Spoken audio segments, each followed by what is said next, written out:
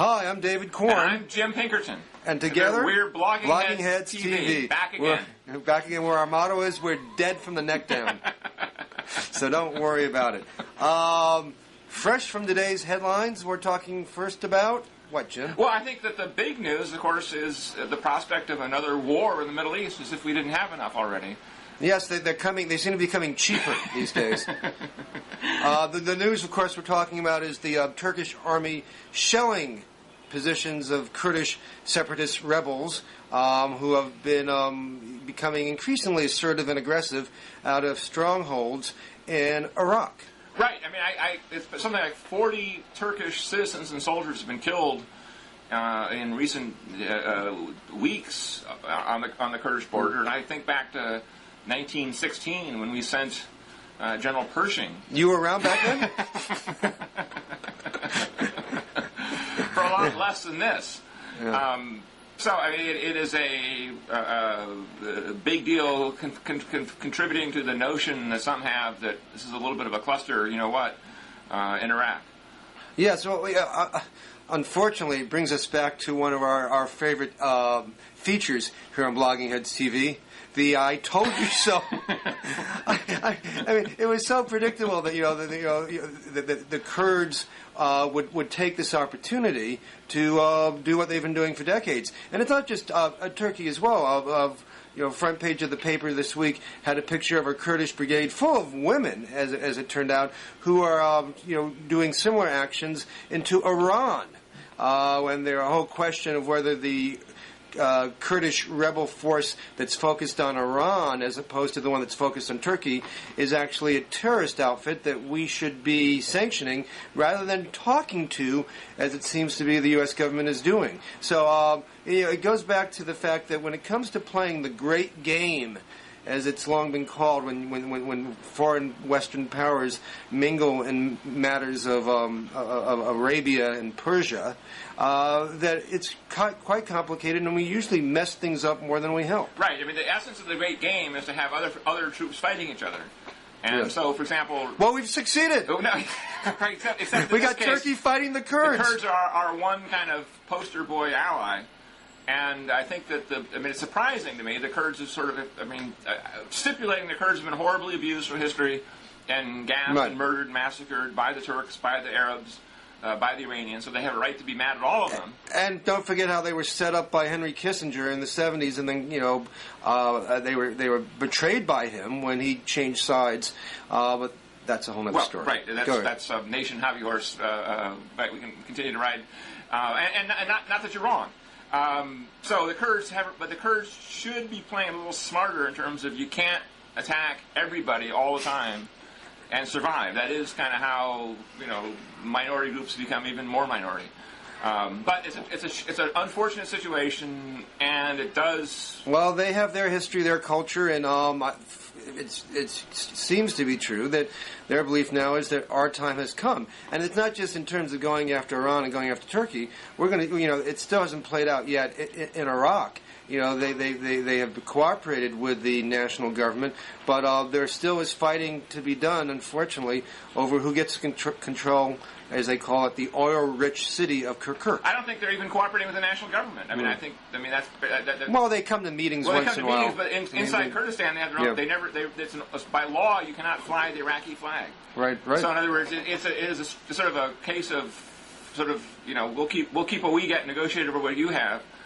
Situation. In any case, it is remarkable to watch the Bush administration say, "Oh, everything's under control, everything's calm." I was watching some hearing on C-SPAN earlier today, and they said, somebody was talking to Secretary Rice and said, "Now, what are we going to do to preserve peace in Iraq?" And if you weren't laughing, you'd be crying because it's so sad. Right. Well, one question I have is, there's been this movement afoot in the U.S. Senate, not in Congress, and on op-ed pages across the land to try to divide up Iraq into a loosely federated state with Kurdistan, Shiistan, and Sunnistan. And I'm wondering if these new developments, the fighting between Turks and Kurds and the Kurdish efforts against Iran, make that more likely, less likely. It's hard to say. I mean, certainly Iraq is de facto devolving into three places. I mean, I think that's one of the reasons. That's Peter Galbraith's argument. He is the former ambassador, I believe, to Bosnia, who's been working on the Kurdish issue for years. He has some business interests there as well, as he freely admits, and he's written a book, and he supports the Biden plan to divide things up. He's very pro-Kurdish and believes that whether we want this to be happening or not, it's happening. Actually, I prefer to think of it as the Pinkerton plan because I went... Okay, there you go, Jim. I wrote about this. I looked it up on July 10th, 2003. not that I'm keeping track or anything. But well, in the grand tradition of the great game, it's not really your project unless we can come up with like the Pinkerton line, like 2 miles south of Kirkuk, whatever. There has to be a line, the Pinkerton line. So we'll send you out there with Mason and Dixon, and you can sort of. I think I'd rather do it from Google Maps than actually surveying it myself physically. Yeah. But in any case, look. I think what's really going to whatever happens in terms of the divisions in Iraq, whether those de facto divisions ever become de jure divisions. Yeah. I think what's more likely than ever now is that sooner or later the American president, it may not be Bush, it may be whoever comes after Bush in terms of the presidency, is going to sort of throw up his or her hands and say, look, I give this to the United Nations, right. I give this to NATO, I give this to the Arab League, I give this to somebody. But I think that just the Hobbesian situation of war of all against all is becoming so clear now that no single power has the patience and kind of. Well, I also think it is too vexing, even for the giant intellects in the White House, Dick Cheney and George Bush and Connie Rice. I mean, this is really hard stuff, and I think at some point. You just have to say, too much trouble for me. Let someone else take a swing at it. Exactly. And the clock, meanwhile, is ticking away. We're down to 14 months now for this administration. So I think that... I think if Bush could buy 3 months and get out 3 months sooner, he would. It doesn't say anything in the Constitution about not doing that, but I think he could. But while we're speaking about mighty intellects on the world stage, let's turn to the Republican presidential field. Okay. My question to you, as a person who used to work on Republican campaigns, and you worked for the first George Bush president, and Ronald Reagan. And Ronald Reagan, is there anything redeemable about the current GOP presidential field? A quick rundown. Mitt Romney, a total flip-flopper, far more so than John Kerry ever was, if he was. And, he said things like a couple of weeks ago at one of the debates, he said, we wouldn't have this mess in Iraq if Saddam Hussein had let in the IAEA nuclear weapons inspectors. Well, what was he not reading the newspapers in 2002, 2003? They were in there. They were finding there were no nuclear weapons.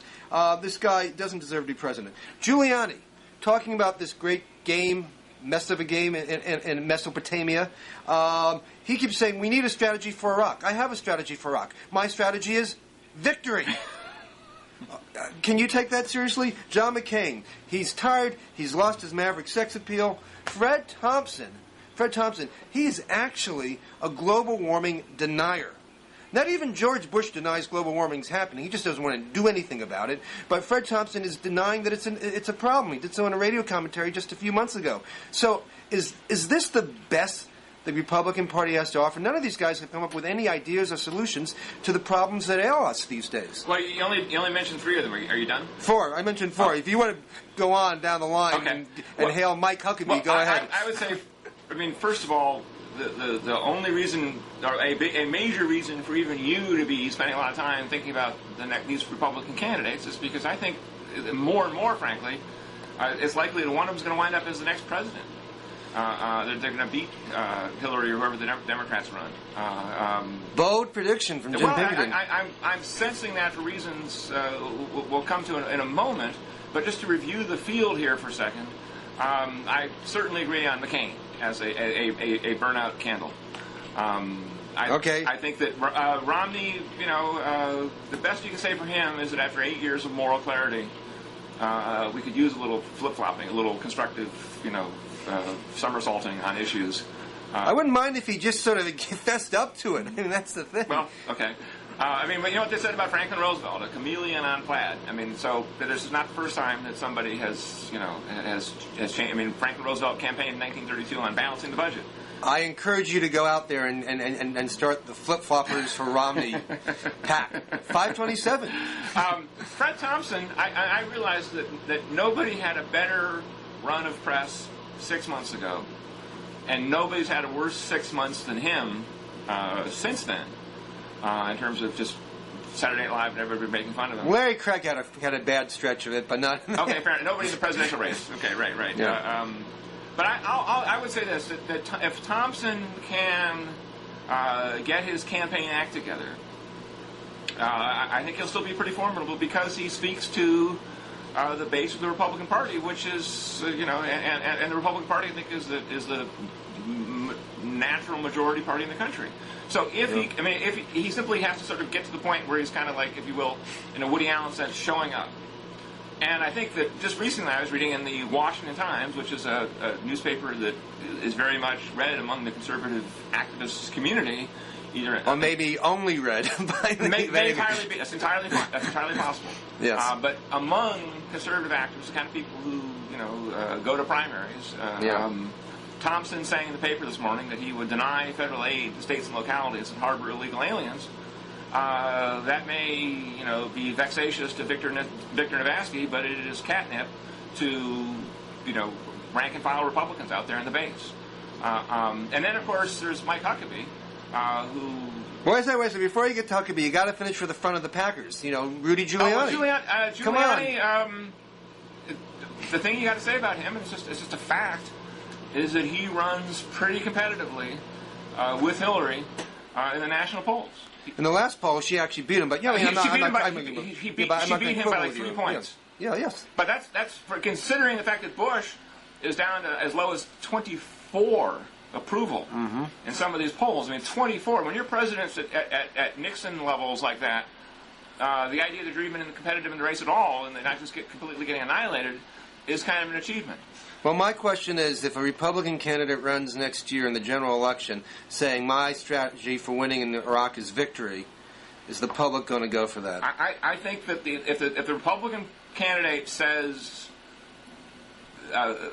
peace with honor, and that's... No, not about peace with honor. We're talking about peace with honor was a cover for a retreat and surrender back in the Nixon days. No, it was not. It was because Nixon had no intention in November of 1972 of losing in Vietnam. It was Watergate that crippled him. If Nixon had stayed president until 1977, until January 20th... Wasn't he already negotiating by that point? Of course he was negotiating. Okay, so he was negotiating how to get out. He was, and we in fact had gotten out. We were down to like 100,000 troops in Vietnam in 1972 on election.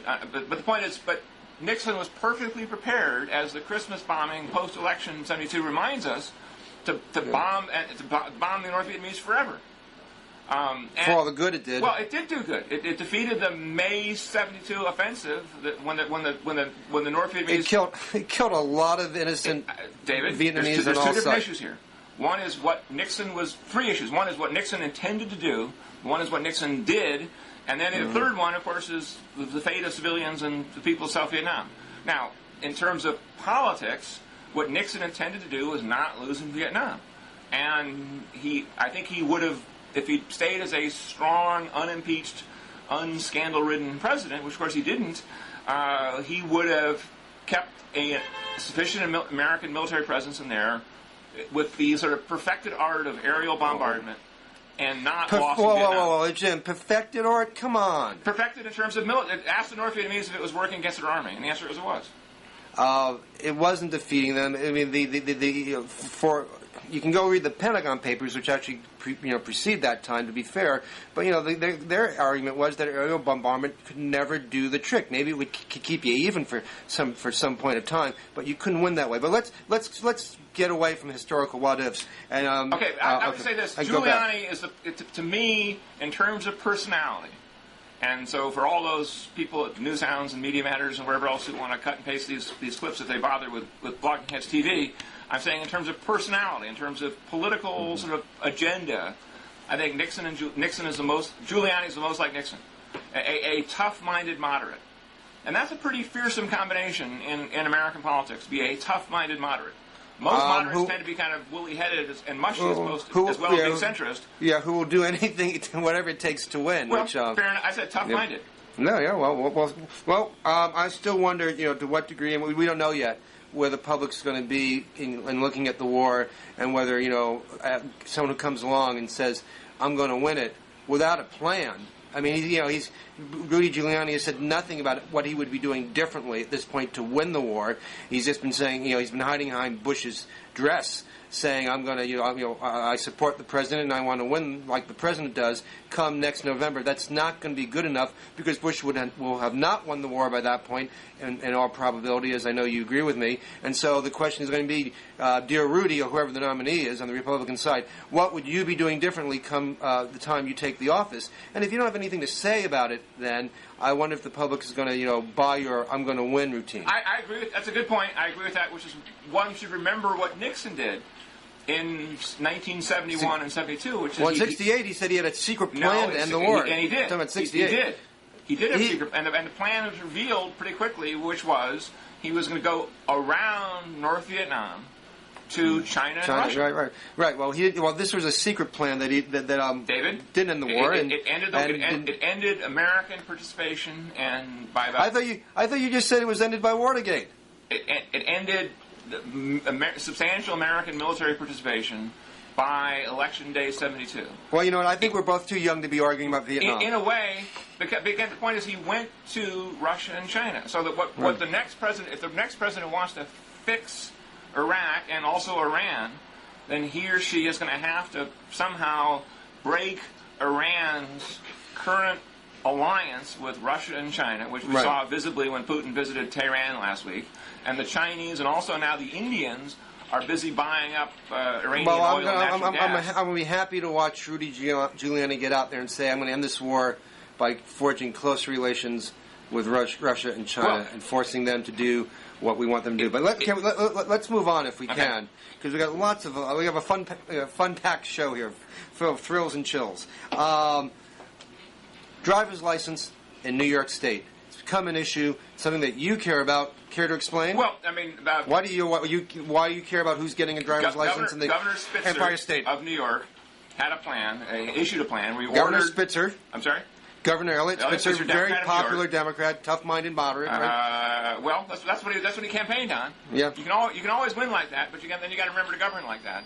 Okay. And Governor Spitzer, who previously used his toughness to try and clobber his Republican opponent and antagonist Joe Bruno in what seemed to be kind of a scandalous situation where he was sicking the New York authorities on his rival, the Republican State Senate Majority Leader Bruno, had a new idea, which was he ordered the Department of Motor Vehicles in all the counties of New York to issue driver's licenses to anybody regardless of their citizenship status. And this has caused an uproar in New York State, a liberal state that John Kerry carried enormously, that Spitzer won by a 2-1 margin. Now, are you saying has Spitzer just gone crazy, or is there some policy reason to do this? Look, there's lots of policy reasons in terms of what you can argue this, but the politics are crazy, and I can prove it.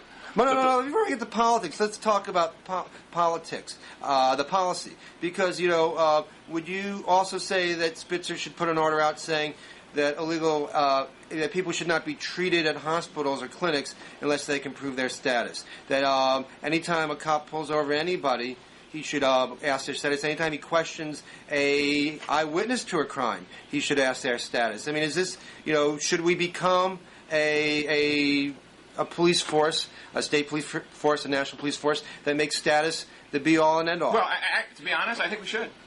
Okay. I support, as a matter of compassion, I support, obviously, somebody's wounded or injured, they come to an emergency room, obviously you treat them. And what about public schools? First and foremost. What about public schools? Should we kick those kids out? I probably would move toward a policy of either going back to the feds and saying, listen, we can't have illegal aliens in our country like this. And if we have to deport them, we will. If you're not a citizen, you don't have a right to be here. So local police forces now have to go into the local schools and do the deporting themselves. We have to move in that direction. But we have 12 million people here. What needs to happen is the feds need to step in and make this a matter of national policy. And that's what George W. Bush, who basically sides with the Democrats on this issue, has resolutely refused to do. And well, what he's done is in this in one, I think the one instance I can think of, he's actually bowed to reality. The notion that you can go around and tear 12 million people out of the fabric of the society and ship them all back somewhere, it seems to me absurd. And if you can't really do it, then you got to come up with another policy. Well, otherwise, you get all these, all these situations where you'll be, deporting parents but leaving children behind because they were born here. And who does this deporting? Do you want to create, Jim, a supersized, it's not INS anymore, ICE, and spend $50 billion now and get a police force of 500,000, 1 million INS agents, ICE agents to go and do this? Well, the first thing that one would do, and Governor Spitzer was free to do this and he chose not to, was to demand greater federal enforcement. The feds right now are doing exactly that. They are raiding workplaces, finally, and deporting people, and obviously in the course of doing so, sometimes tearing up families. It's unfortunate. The real answer, of course, is to keep them from coming here in the first place. Right. Well, those are the two issues that that have been at odds with each other. One is what you do to prevent an increase in the population of illegal, undocumented people here, and the other is what you do with those who are here already, particularly those who have been here for a while and have become part of the fabric of our society. I mean, what seemed to me what Bush tried to do with Democratic help, and John McCain, to be fair to John McCain, was very much involved in this, was try to do everything at once, end up sort of doing everything at once not so well, and therefore peeved every different part of the constituencies out there. Right. So now let's talk about the politics of this, which have been catastrophic for the open borders people. First of all, the immigration bill was defeated last June. And now Governor Spitzer, who sort of acted as if that immigration bill was not defeated, as if the policy was the only thing that mattered, put forth a policy that has split the Democratic Party in New York in half. That the New York State Senate voted 39-19. That's more than 2-1, including 8 Democrats, which is a quarter of the Democratic caucus up there, or more than a quarter, to reject the Spitzer plan. And a poll shows that 73% of New Yorkers oppose Spitzer's plan. So in other words, the politics, whatever the policy merits, and again, I see a sharp distinction as between the building a wall along the southern border, which I'm 100% for, to the issue of deportation and, as you say, tearing up the fabric, which I'm much more mixed about, and much more would do it on a case-by-case basis. But because the elites, who have been completely wedded, Democrat and Republican, to open borders and various kind of schemes of guest workers and so on, which they agree to the credit of the left, opposed, but by and large, most liberal mainstream Democrats, including Teddy Kennedy, have supported a guest worker program. Well, that was an argument. There are a lot of liberals who don't like the guest worker program because it creates a two-tier system with workers who don't have the rights to organize and protest. Like you, I oppose the guest worker program, and I think that's the credit of both of us. But the point is, meanwhile, the politics of immigration are changing dramatically. There's an article on the front page of the Washington Post Metro section today about a poll in Virginia, which has kind of become a purple state in the last little bit. The Democrats have won the governorship two straight elections. And they're likely to win the Senate race up next year. It's the only thing that will keep that from happening is if Mark Warner is dumb enough, the Democratic nominee for the Senate up here in Virginia, or there in Virginia, if he's dumb enough to embrace his policy of Spitzer. If he takes the policy of, say, Jim Webb, who would be the senior senator from New York, who was elected last year, then he might be fine. But I'm telling you right now, if Mark Warner tries to run on the Spitzer program, the Republicans could nominate... He's clearly... Listen, that's a state issue. He's clearly not going to run for the U.S. Senate, talking about driver's licenses in the state of Virginia. If the Washington Post has a poll showing that 75% of Virginians... Oh, I'm sure Republicans are going to try to make this... 75% is a big number, to be an issue. I understand it's a big an issue. The question also is, if you ask you about this, you know how polling works, Jim. If it's not, the issue isn't what people say to an individual poll. The issue is what they actually care about when you don't ask them. When they don't ask them, and it's quite clear, from reading listening to talk radio and so on. There is a slice of this country that is obsessed. I would think sometimes to the point of unhealthy obsession with the issue of immigration and illegal immigration, and they are very vocal and they have a lot of access to the airwaves. And I think a lot of other people are more divided and have more nuanced and more split views. And if you ask them the question, should illegal aliens get driver's licenses? Well, I think a lot of people are going to say no to that. But if you say, would you vote against somebody because they don't want to throw people out of this country, well, you might get a different answer. So it works both ways. I mean, if the people out there are beating the drum on driver's licenses, are also beating the drum to round up 12 million people and ship them back across the border, well, then the political advantage isn't as clear as you're making it out to be. I agree with you, but of course the politics are such that the presumption now is that if Teddy Kennedy and John McCain and Lindsey Graham and George W. Bush can't get an immigration bill through, can't legalize the status of it, then obviously the politics are extremely uphill for those who want to legalize. And of course the bigger test comes is what happens when somebody says, like say Hillary Clinton, I want to have a national health care plan. So now we go from, do you get health care when you go to an emergency room, which happens tragically and unfortunately once every so often, to a standard plan where everybody who abides in this country gets, say, $5,000 or $10,000 worth of guaranteed health care coverage a year. How do you think that's going to play with... Well, from a policy perspective, it may be cheaper in the long run, of course. You know the reasons why. I'm sorry, what's that? It may be cheaper in the long run. To what? To have people get medical attention that's not in emergency rooms. Do you think that anything close to a majority of the American people will support health care for people who aren't here legally? Probably not. Okay. But the question is again whether whether that becomes the driving issue or not. I have no doubt there are people who are going to try to make it the driving issue and try to make this as demagogically as possible. I'm not accusing you, of course, of doing that because you're a gentleman and a scholar. Well, I think the real lesson is what's going on in Europe. In Europe, the Europeans, of course, are confronted with immigration issues of their own. Of course. And they're confronted with the challenge to the welfare state of illegal immigration and so on. Over and over again in Europe, they're choosing to keep the welfare state and to change their immigration laws. It's happening in Britain. It's happening in France. It's happening in Italy. It just happened in Switzerland. Right. And I, with globalization and the rush to the bottom, there were more pressures on these individual previously homogeneous societies and economies than there ever was before. And I'm in the middle, actually, now of reading Ian Brahmer's book, A Murder in Amsterdam, which is precisely about much of this, focusing on the wonderful little country of the Netherlands, and where the laws have changed a lot. Yeah, where they have a lot indeed. So what the point is, if you want a welfare state, and I have this debate with Mark Schmidt here at the New American Foundation all the time, then you have to close the border. You can't have an open border system. But there is nobody out there who wants this open border, who wants unregulated entry into the United States. Well, actually, I really do think the key issue.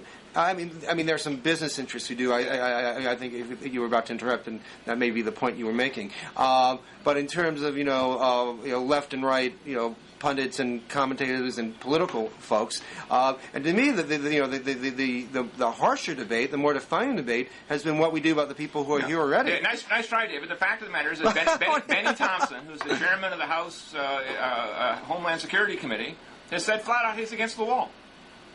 And Hillary Clinton and Obama and Chris Dodd and Joe Biden and all the rest of them voted for amnesty last year, or earlier this year. In other words, I think obviously... But those are two different issues. No, they're not. Yes, they are, Jim. What you do with the people who are here... If you amnesty them, if you simply give them flat amnesty... Well, no. Then there's every incentive for the next 20 million to come too. Well, and that was the argument, and that was the argument that prevailed. But one could, theoretically...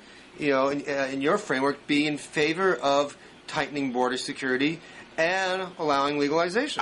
You could, and I'm quietly for that. I support the idea of leaving people. No longer. You just blew your cover blogging at TV. No, I'm in public on that, but I would be prepared to consider lots of different approaches. And I said earlier, case by case basis, to go through them all. But I certainly think that the key changes that are coming are these. One, an elimination of bilingual education and bilingual public proceedings like that. Two, an elimination of anchor babies as a notion, a political notion. And three, building a wall. Now, if the Democrats, including Eliot Spitzer, want to get right on this issue and not be destroyed in the next couple of elections on this issue, then they can be for those things too. And I don't think they lose a thing in terms of authentic, small d, or for that matter, capital D, democratic values. I actually don't think that a lot. I think a lot of this is outside the DR framework as well, and we will see.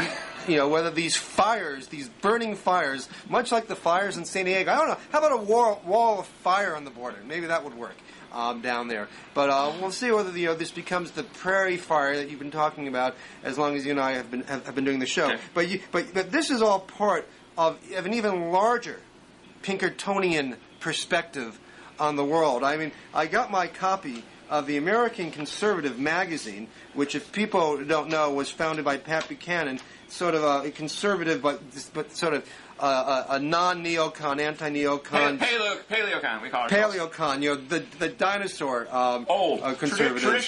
Traditionalist. Aged and steeped in tradition and lore.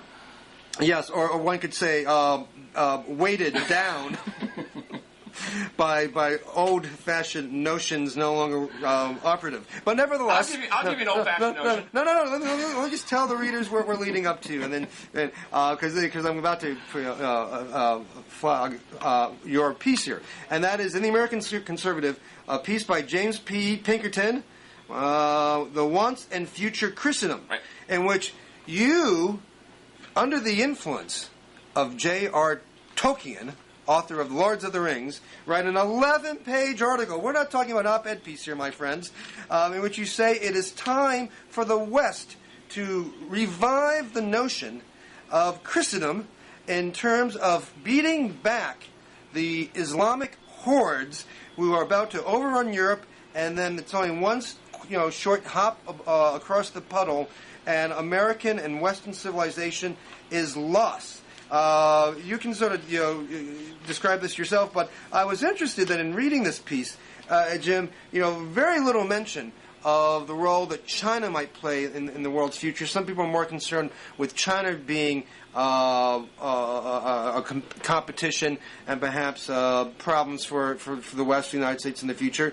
And also, in this piece, you talk very little about the flow of immigration, illegal or otherwise, from the South into the United States. You seem quite fixed, I won't say fixated, on the notion that Islam is a force that is a negative force in the world and that is really on our doorstep and about to overrun us. And unless we pull together under the banner of Christendom, not even Judeo-Christendom, we are bound to wave goodbye. Well, I mean, obviously, I've written a great deal about immigration over the years, and so on the U.S. southern border. So obviously, I feel like I've covered that. And I actually had a long cover story of the American Conservative about 2 years ago on China. But the issue at hand in terms of Europe. That was so yesterday. I began by asking rhetorically, what would happen if Italy went Muslim? And now Bernard Lewis, who's a leading historian and a neocon, but still a leading historian, has said that he thinks Europe will be majority Muslim by 2100 if current demographic trends continue.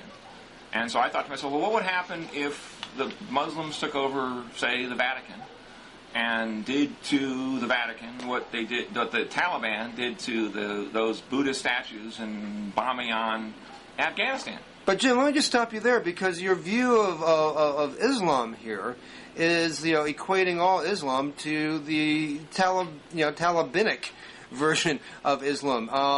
There are the Wahhabi version. Okay. And the Wahhabis, of course. So is it your belief that the more extreme version, the Wahhabi version, is about to take over the piazzas and gnocchi factories of Italy? I think that actually the Wahhabis are far and away the most energetic of the Sunni Muslims. They of course have the backing of the Saudi Arabian government, which is taking in $150 billion a year in oil revenues now. Steve Schwartz wrote a pretty good book a few years ago called The Two Faces of Islam, which talked a lot about Wahhabi evangelism. Well, I understand that. I understand Wahhabism and the extremism that's inherent to it. And but the question is their iconoclastic sense of any object of religious devotion, which is what. But you do seem to be equating all in your piece, at least, equating your whole conception of Islam is Wahhabi Islamism. I use that as an opening argument to say, in fact, folks, we have an obligation in our bones to defend the Vatican and the seat of Western Christendom from being destroyed or being taken over by the Muslims. But this notion of being taken over and destroyed.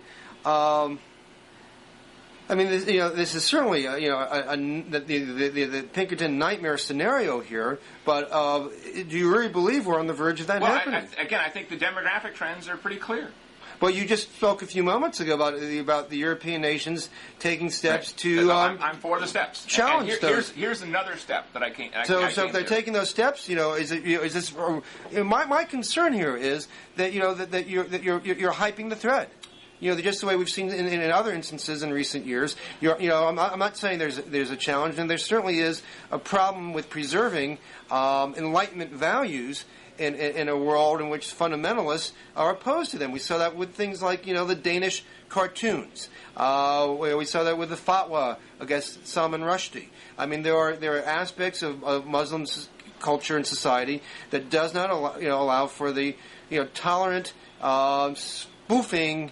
Freeformism of Western, I wouldn't say Christendom, Western secularism. And maybe the divide here is not Christendom versus Islamism, but secularism versus fundamentalism. Well, wherever the latter may rear its ugly head. Some of the issues are pretty clear. For example, the elites of the European Union, the same people who would have been for the immigration bill here, all these elites, were strongly supportive of bringing Turkey into the European Union. As is, I think, the Bush administration. I know, which I think is crazy. And I don't think it's going to happen, because I think the Europeans have come to their senses and realized that the European Union won't be European anymore if it includes 70 million people, or whatever the population of Turkey is, who are, frankly, Asians. They're Muslims. They're Europeans. They're not Europeans. They're something else. And if Turkey... Is it a self-fulfilling prophecy if you are out there, putting forward operating statements that are predicated on fundamental divides, and believing that these fundamental divides are indeed the fundamental factors in the world at large? Well, I think that it's pretty clear that despite the best efforts of the Western Enlightenment, that Islam is going its own way. That Samuel Huntington was a lot more right than wrong 11, 12 years ago when he wrote his, and before that when he wrote his Foreign Affairs piece, in which he said that, look, the world is dividing into separate civilizations that are separate, distinct, that are in many cases hostile to each other, and I think that's pretty. Look, the evidence. But isn't Turkey Chechnya to the Philippines to the West Bank of Israel? Inflamed cities in Paris and elsewhere in France is pretty clear that the West and Islam are at odds with each other. You earlier said that they're. It's not the question. They're wicked or monsters. No, they're just different. Is that what's clear is that these visions of polynational unions and organizations. But you can't, like I say, you can't have it both ways. You can't be arguing that Islam is just fine, but it's different. What you're saying is Islam is a negative. No, I'm perhaps saying an evil force. If they want to come in and destroy the Vatican, I'm saying. And I think that. But isn't Turkey? Look, Turkey is an Islamic state that has a strong secular. Yeah, and guess what direction is it headed now? Well, with the last election, yeah. Well, I'll tell you why. It's heading in that direction precisely because there is a surge of nationalism, patriotism, religion, energy, whatever you want to call it. Most of it having to do with sort of reaction to the West, going through the entire Well, Muslim gosh, world. maybe if the West acted differently, things would be different. Maybe. You think so? It's entirely possible. But the point is, we are where we are right now. And in places like Egypt, I mean, a friend of mine was in Egypt a few years ago. She's been to Egypt many times, and she said, "Look, 30 years ago to Egypt, they were wearing skirts. Now, the women in the protests, the pro-Islamic protests in Cairo, are not only veiled, they're wearing gloves. And this is a hot country." So well, yeah. After we've supported, a virtual, dictator there for all these years, just the way we did in Iran as well, which was a secular state until we came along and put the Shah in and supported him. I did nothing except fuel the fires of fundamentalism. In my piece, I argue that the much sounder strategy, the Christendom strategy, if you will, is to simply say, look, this is ours, and we're going to defend it, and that's yours, and you can have it. So, That's a much different policy than what would you into say? Iraq and Egypt and. What would you say to American Muslims? I would say. What would you say? Do they have to? That you're living in a Christendom state, and if you don't like it, you can leave it. I would say this is a Western state, and we're not establishing a religion. Repeat, not.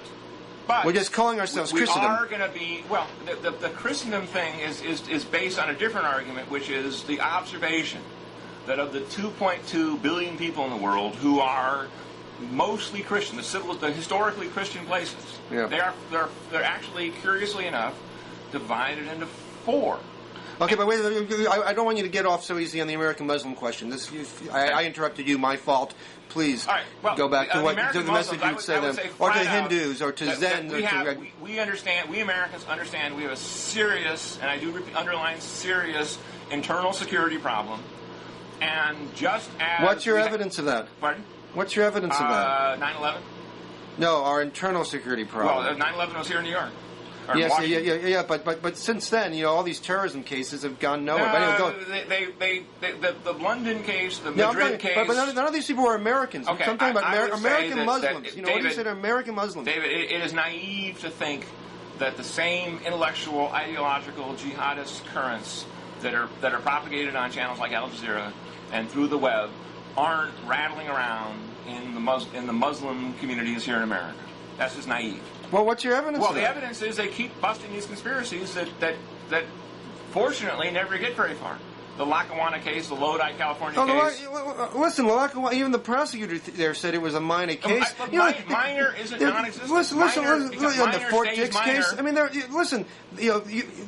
we have 300 million people in this country. There are idiots out there, doing stupid things all the time. Should we be vigilant and follow up? Yes. But to say there's an internal security problem, that seems to me, to get close to McCarthy-like terms. Well, you can say it that way. I would just prefer to call it internal security. I prefer to say that as in World War I, when we looked at the population of German Americans and said, we got to watch you guys closely because we're about to go to war with your mother country. And you know where I'm going to go with this right now. What's the obvious retort to you, Jim? I don't know, David. Japanese detention camps. Okay. Was that a good move, FDR? Detention is too strong, but surveillance is a good idea. And so you asked me what I do about American Muslims. The answer is I put a cop in front of every mosque until I was completely satisfied. You put a cop in front of every mosque? That's what I said. And I'll tell you what, look, we can have some elections on this issue. We can have some votes. Whether we should have a vigorous, rigorous internal security program and. I mean, do you have any proof that every mosque deserves a cop in front of it? I would put one in there for safekeeping all the way around. I just think it'll just be. I mean, by the way, I think that's sort of happening. And what would that cop do? Take down license plate numbers? Just look cross-eyed at people going in?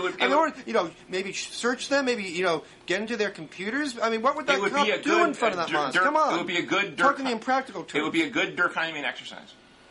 A what exercise? Durkheimian. Durkheimian. As Emile Durkheim, the famous French sociologist, who excuse me for my ignorance at this point, who preached said that norm setting is very valuable. And that civilizations exist and cultures and societies only survive as long as they have common values and common understandings. Now, but acting like a police state doesn't make you a police state, right? I know. Acting like a democracy determined to defend itself is what makes you a long-lived society. If you identify threats correctly and deploy your resources appropriately. Right. I mean, okay, well, you know what? This is what I like to have an election based on. Let's go with the Pinkerton plan. We'll put a cop in front of every mosque. Okay. We'll pull them out of other places because we can't afford it. No, people won't pay taxes. We'll hire more if we need to. This is a rich country. But fine. Okay, you can tax the wealthy for that. But even so, the first time that that a kid is kidnapped down the block because a cop is just sitting there in front of a mosque, let's have an election on that as well. David. Okay, I'll have. You know me. I'll have lots of cops. I'm a Republican. I'll pay any amount of money for adequate security and homeland security. Okay, well, you tell when you pass your bill through Congress, raising taxes, on wealthy Americans to pay for these cops, then we can talk about where they're deployed. I do it in a heartbeat. You know me. Okay. Go. The point here, the reason I wrote the piece in the September 10th issue of the American Conservative. Hey, Jim, why don't you just start right now and take up a private collection and hire a private cop to get in front of as many mosques as you can? This could be let the people speak. We don't have to do this through government. We can do this. We can privatize this. Blackwater. There you go. I'm sure you can hire Blackwater guards just to walk back and forth in front of a mosque. It's a sidewalk. You can't stop people from walking back and forth. Anything wrong with that plan? I think that you are, for reasons unbeknownst to me, attempting to coin a phrase, McCarthyize a legitimate concern about, look, we're in a war, David. You and I opposed it, but we're in it now, and as Huntington would say, as history tells us, this war is nowhere near over. Another terrorist attack is coming, and we should be prepared for it. But my point was... Of course we should. We should be prepared, and we should... I am second to no one in my concern about Islamic fundamentalism. I am coming to you from Capitol Hill, half a block away from the U.S. Capitol, which was probably the target of the fourth plane. I take this stuff very seriously. Anyone living in Washington ought to have their head examined, but you also worry about what's going to happen. So it's not an issue of caring and recognizing that there's a threat and a problem. More steps, maybe than you are. I would say different steps to secure this which is ours. I would say different steps. But perhaps we should. I don't think you're going to convince me, and I'm certainly not going to persuade you and make you change your faith on this matter. But I tell you, as a person who is Jewish in culture, if not fully in belief, to see on the cover of the American Conservative, save in a headline that says something like, saving Christendom. It seems a little exclusionary. Well, actually, those who read the piece will see that I know that's not you, Jim. You are not exclusionary. Specifically said, in case anybody's wondering, I think as a Bible-reading Christian, I thought to myself, well, gee whiz, if I don't want to see the Vatican destroyed, I also don't want to see Jerusalem destroyed. No. You're very good in including the Jews of Israel in your Christendom, and walling everybody off against the Islamic hordes. And therefore, and also then saying, just in case people are wondering, why not just the West? That once the West is allied in a strong position. But that's it's the religiosity here. Saying Christendom does exclude people who adhere to Western values of tolerance, who may even practice Muslim, Islamic religion. Exclude anybody. It just only takes note of that which unites 90% of the people who live in those four areas. I'm talking about the other 10%, perhaps. Well, I'm not saying your piece does not say cut these people out, deport them unless they're here illegally.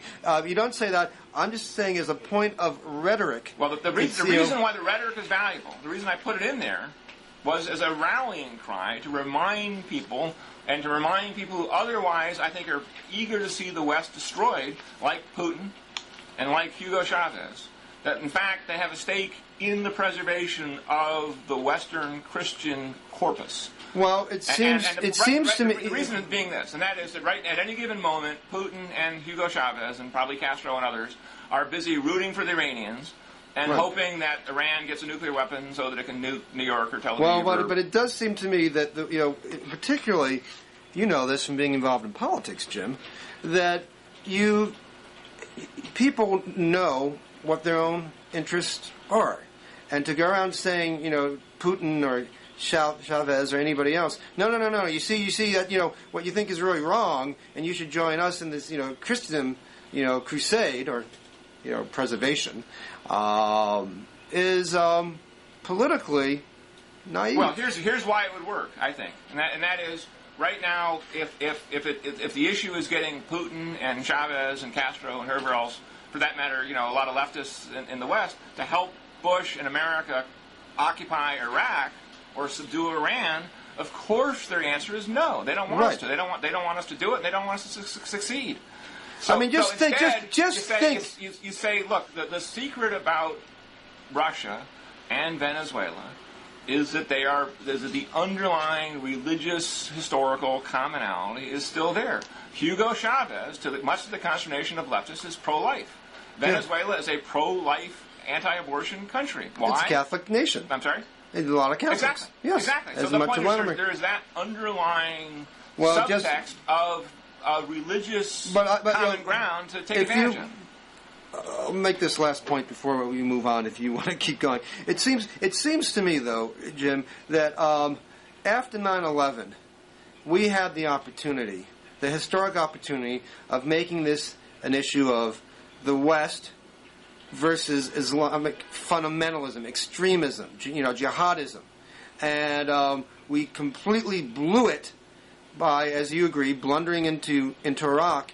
And now, though, it seems that you want to up the ante by making this, the clash of religions rather than the description of what I said. I want to down the ante. That's the whole point. What the neocons talking about want, Christendom versus Islamism is about wants is to sort of stay in Iraq and continue to supervise them. And I say no. But your overarching concept here. Do what you want. The overarching concept here is is Christendom versus the Islamic world, all of it, not just the fundamentalists, but everybody. Indonesia, the people in Detroit, and that seems to me to be biting off a lot. It's not biting off anything if you simply say we're going to defend this. What I don't want to attack. I don't want to run their countries for them. I don't want to make them Democrats. They can do what they want. I do want to, and this go back to, I do want to say this about China. I do want to ally with other countries that are also interested in preserving their sphere of influence. I want the Chinese to be the dominant power in Asia. That's fine with me. I want the Indians to be the dominant power in South Asia. That's fine. And if we do that, then we will find ourselves in a natural alliance of status quo-minded powers against those who seek to upend the status quo, and that's most obviously the Islamic world, which is as political science would say, is revisionist. Well, I still think you have a rhetorical overplay, if not nothing else. And speaking of rhetorical overplaying, there's one thing that ticks me off. You want to know what it is? Go ahead. I'm glad you asked. General Manager Dan O'Dowd of the Colorado Rockies, who made it after 15 years to the World Series in Major League Baseball, told USA Today recently, you look at some of the moves we made and didn't make, you look at some of the games we're winning, those aren't just a coincidence. God has definitely had a hand in this. And so God doesn't like the Yankees. God made the New York Mets lose. I mean, we have some real major messes in this world, as you obsess and write about all the time. And rather than worrying about preserving Christendom versus the Islamic world, or perhaps if God is a Muslim, having the Islamic world overrun the Christendom world, God is worrying about balls and strikes in baseball stadiums in the United States. The story of the Colorado Rockies. And this comes, every once in a while there's a team that comes along that has a religious nature to it. Joe Gibbs of the Washington Redskins, coaching now, back in the 80s, had prayer sessions with right-wing religious leaders for his team. There are lots of holy rollers on the Colorado Rockies. I pray for them if they really believe that their wonderful triumphs in the sporting field have anything to do with divine intervention. I mean, what hubris, what arrogance. I say that too about rappers and rock stars when they come up and they get Grammy Awards, and they, thank God for making this happen. God, she has to be a lot busier than this. What'd you say there? Did you say she? I said she. Okay, so he, so it, whatever. You're kind of putting your cards on the table there. Huh? All I know in my house, it's a she. Well, because I do believe, contrary to what you think, I do believe in freedom and religious freedom and the freedom to have faith or no faith. I defend to the death your right to have those views. I frankly think it's sort of more amusing just how much atheists and agnostics and however else people describe themselves sort of sputter and splutter at what the Colorado Rockies have done. I mean, I'm not much of a baseball fan, frankly, but when I read that they won 21 out of 22 games to finish up the season, that was pretty good. It was great, but let me ask you this, Jim, a smart guy like you. Do you believe God had anything to do with that? I don't know. If you believe in God. I don't know. I do believe this, though, and I'm going to say it as straight as I can. If God wanted to, he could make all their strikes, and all their opponents into foul balls and strikeouts. Well, I would hope so. Otherwise, what good is God? Well, so, in other words, I don't know. I do believe in the power of prayer, and I do believe it makes a difference. And because God listens and intercedes. I believe God listens and intercedes if he wants to. And I mean, look, the hardest thing in the world, and something I never try to do. What makes him decide whether to get involved in the sporting event or not? No idea. Okay. I mean, I'm not God. But again, what's sort of amusing to me, and another reminder of the cleft between the elites and that use that word again, and sort of the masses, is that I think that most Americans saying, "Gee, the Colorado Rockies pray," and they cross themselves when they go to the pitcher's mound, and so on, or some of them do at least. I think most Americans think that's pretty good. And yet the Washington Post finds it kind of vaguely outrageous and subversive and weird. And the National Football League, the Major League Baseball, not football, had a quote from one of the Rocky players talking about this, and they edited it out because they just simply don't think that's appropriate. Well, no. They claim it was for space reasons. But I don't know. I mean, we don't know. We don't know. But listen, I agree with you there. I mean, whatever the guy says. No matter how idiotic I may think it is, I mean, I believe he has the right to speak, and it shouldn't have been edited out for editorial reasons. And there've been other baseball players. The San Diego Padres were known for their religiosity back in the I believe it was back in the 80s, if I can remember that far back. Listen, to me, to put forward the idea that where God is intervening and not. David, I really don't think that, upon close inspection, I really doubt that's what he was saying. I really suspect he was saying... God has definitely had a hand in this. Remember, some people believe that God is intervening in everything and constantly in doing so, and I don't happen to believe that. My argument is he could if he wanted to. And that is it's a slight distinction. So, but I think what's more interesting is, John Gray, who's a well-known political scientist at Oxford in England, wrote a book recently called Black Mass, which is sort of his attack, effectively, on the Christopher Hitchens of the world, in which he said that, look, the anti-religion has become its own kind of religion. And I sort of thought of that book and John Gray when I read the articles plural about the Rockies, and how much attention this is getting, because the secular world just can't imagine.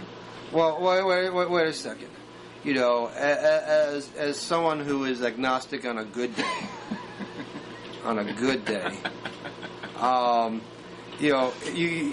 this world of ours, the United States, that is, the people who believe in religion, who believe in God, have the upper hand, routinely, and and it's only in the last year or two that people who identify themselves as atheists and are challenging, the book, The God Delusion, and Sam Harris's book, as well as Christopher Hitchens, are getting, a fraction of the attention that church and God get in this nation. Well, so there's been no advantage to being agnostic or an atheist, in decades here. Politicians are forced to say "God bless you," which is something that even Dwight Eisenhower didn't use in his speeches. I mean, the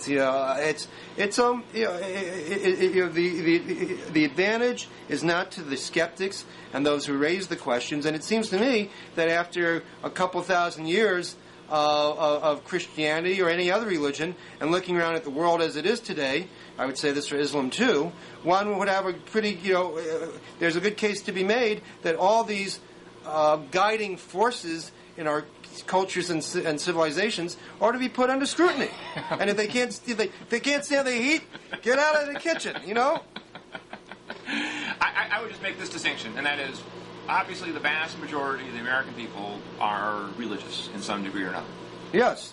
Okay. It is equally obvious that somebody who's lived in university towns for literally all my life, or big cities all my life, that among the elites, if you're a Christian, you are oftentimes well advised to keep it quiet, and the level of skepticism and mockery in Hollywood on television is less than it used to be, because finally Hollywood has sort of woken up to the phenomenon that Christians actually are starting to pay attention to what's being said about them, and they notice it.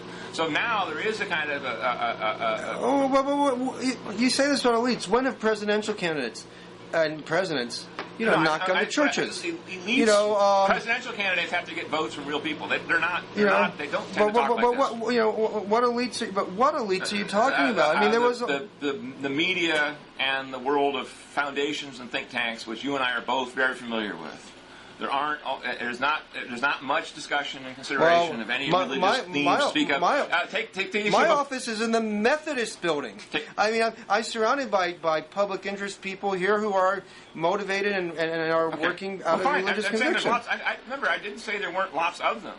I was saying that it'd be very hard to find a discussion, until recently, a fair discussion of Christianity in the major media. They get pounded all the time. The presumption was that at best Jesus was a fake, and of course his believers are sort of misguided people who eventually be talked out of their silly beliefs. I defy you to show me in the mainstream media where that is, where that is the explicit theme of the day. It's every edition of the New York Times. All the religious coverage they have. Time magazine. What are you talking about? Religious born again Christians are stupid, whatever it was that Michael Weisskopf said at that time, Yeah, so you have one example from about 12 years ago. Well, okay, it is over and over again. There's sort of a smug presumption. Look, there's a reason why. Well, if they're represented by people like Pat Robertson, there's a good reason to look at that constituency. Okay. And take an example. Pat Robertson, who believes that the guy you worked for, he literally wrote a book, The New World Order. Go read it if you haven't. He calls George W. Bush a tool of Satan. A tool, I'm not sure witting, but a tool of Satan. I think that's... Okay, so I look at that and I say, guy's a nut. And people who believe him, well, they believe in a nut. Robertson's a nut. How about that? Okay, very good. Okay. What about people who give money to him and buy his swill? What do you think of those people? They could spend their money better elsewhere. Are they misguided? If they give money to Robertson, yes. Are they intelligent people? Are they looking critically at the issues and making informed decisions? They might be intelligent, but it's not intelligent to give too much money to Pat Robertson. Okay. On the other hand, look, Robertson is a hard case to defend. Why do you think I chose him? It's like me going to you and saying, "Hey, David, defend Stalin." I mean, come on, it's.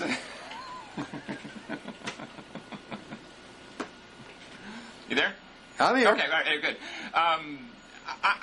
I think that the I never worked for anybody who sought the support of Joe Stalin.